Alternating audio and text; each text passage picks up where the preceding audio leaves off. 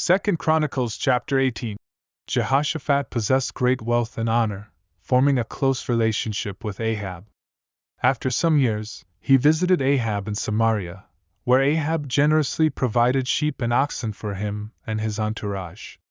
Ahab then urged Jehoshaphat to join him in the campaign to Ramothgilead. Ahab, the king of Israel, asked Jehoshaphat, the king of Judah, if he would accompany him to Ramothgilead in battle.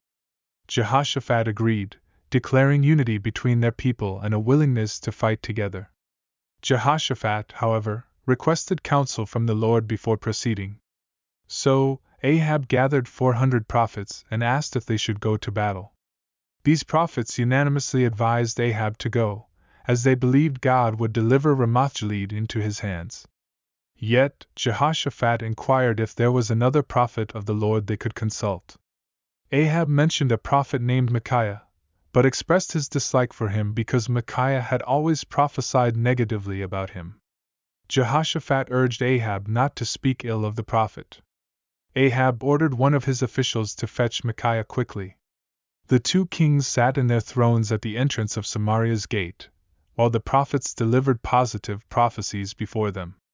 Zedekiah, the son of Chenaanah, even fashioned iron horns and prophesied that they would be used to defeat Syria. Micaiah was finally brought before the kings.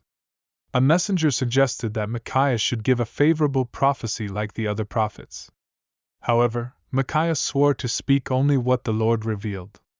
Ahab asked Micaiah whether they should go to battle at Ramothgilead. Micaiah initially endorsed the plan, but Ahab, sensing Micaiah's reluctance, pressed him to speak the truth in the name of the Lord.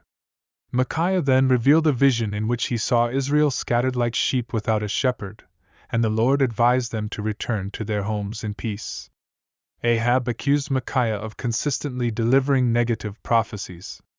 Micaiah continued, recounting a vision in which he saw the Lord on his throne with the heavenly host.